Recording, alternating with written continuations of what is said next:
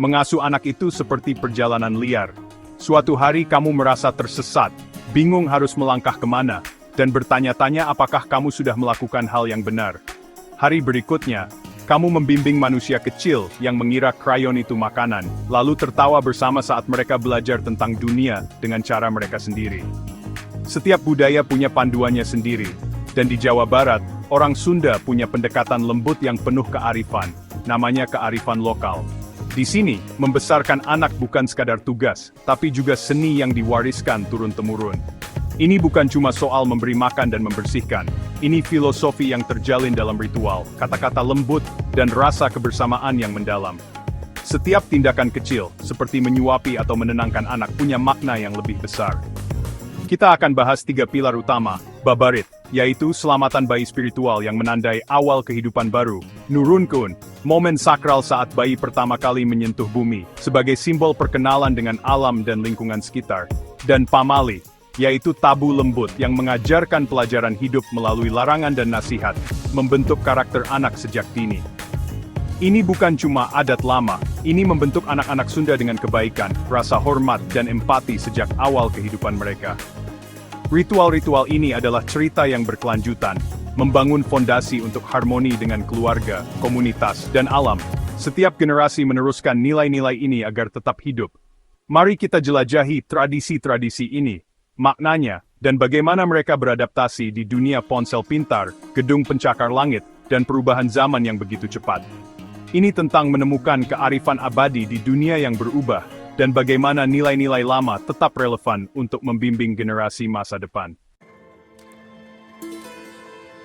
Babarit adalah cara Sunda menyambut bayi sebelum lahir, sebuah tradisi yang penuh makna dan kehangatan, diwariskan turun-temurun sebagai bentuk cinta dan harapan bagi generasi berikutnya.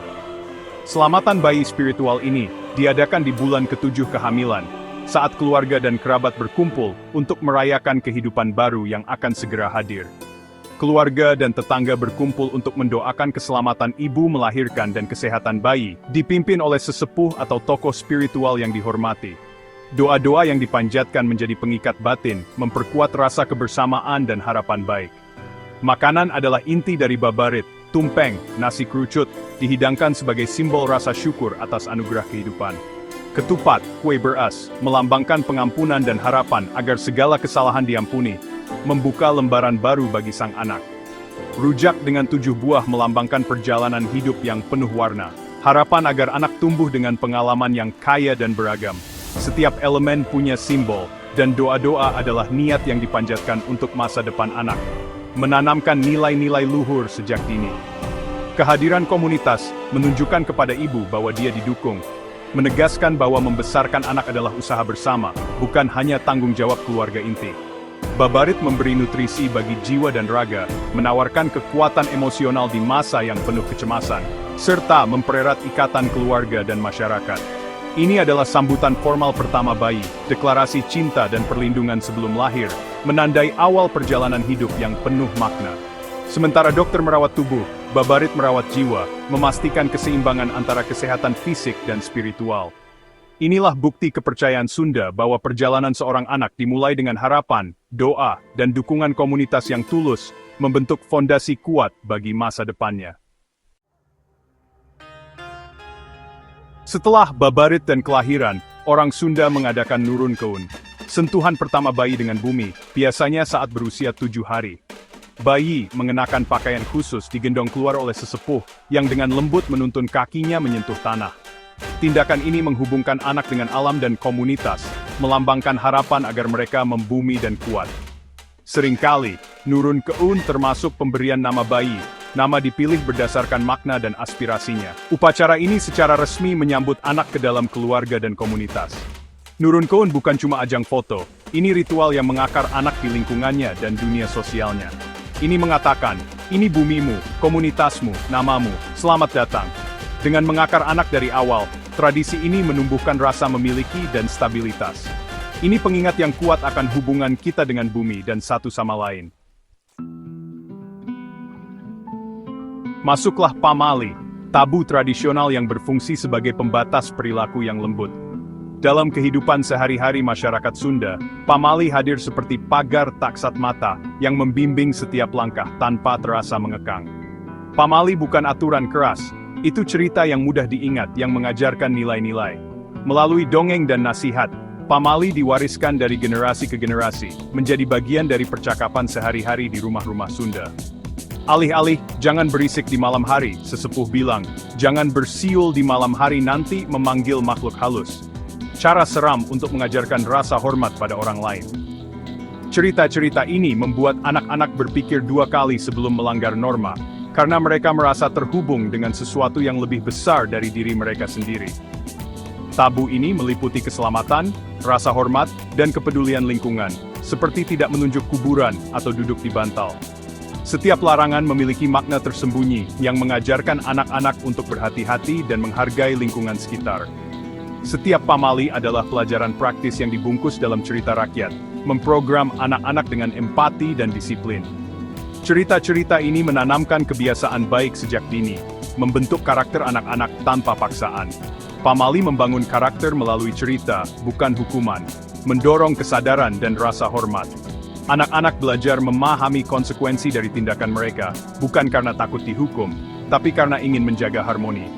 Meskipun beberapa mungkin tampak kuno, nilai-nilai intinya, rasa hormat, kesadaran, disiplin diri tidak lekang oleh waktu. Pamali tetap relevan, bahkan di era modern, karena mengajarkan prinsip-prinsip universal yang dibutuhkan setiap generasi. Pamali adalah bisikan-bisikan tradisi yang tenang, membentuk perilaku satu cerita pada satu waktu. Setiap nasihat yang disampaikan dengan lembut menjadi fondasi moral yang kuat bagi anak-anak Sunda. Inilah cara Sunda mengajarkan benar dan salah dengan sentuhan lembut, menanamkan nilai-nilai luhur yang akan terus hidup dalam setiap generasi.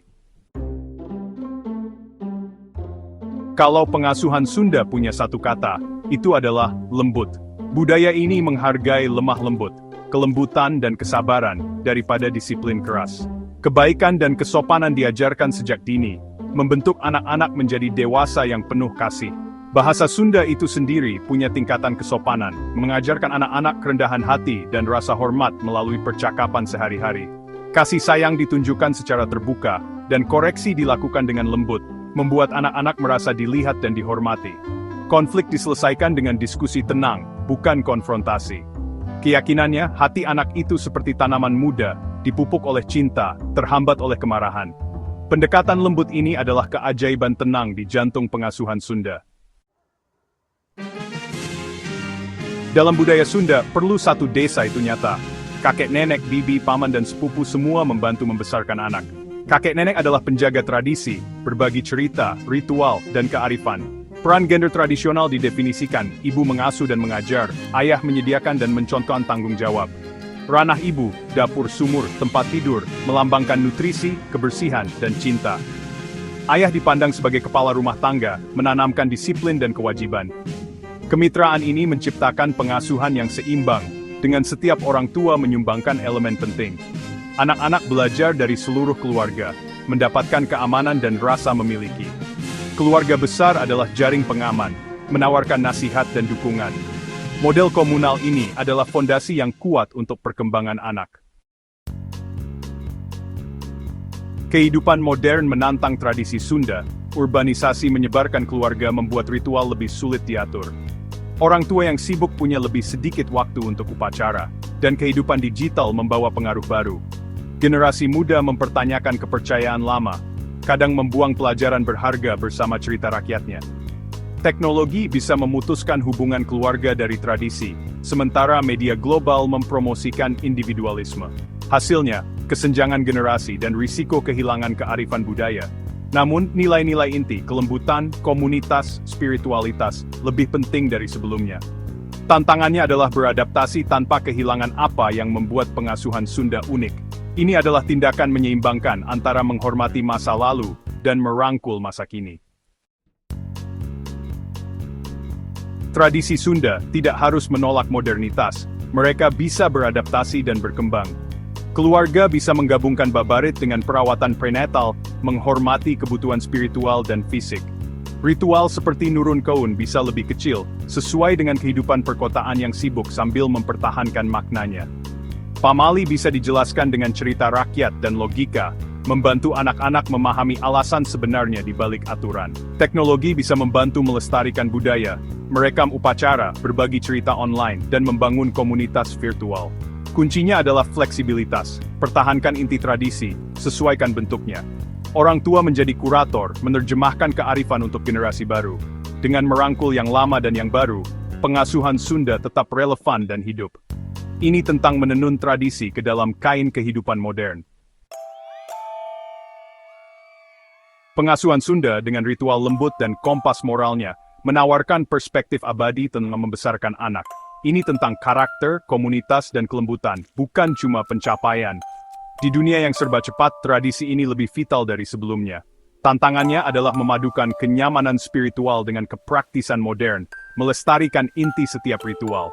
Dengan mendidik, berbagi, dan berinovasi, kearifan Sunda bisa berkembang di era digital. Menyeimbangkan tradisi dan modernitas bukan tentang memilih, ini tentang menenunnya bersama untuk masa depan yang lebih kuat. Dengan cara ini, pengasuhan Sunda terus memelihara anak-anak yang diperkaya oleh kearifan tenang leluhur mereka.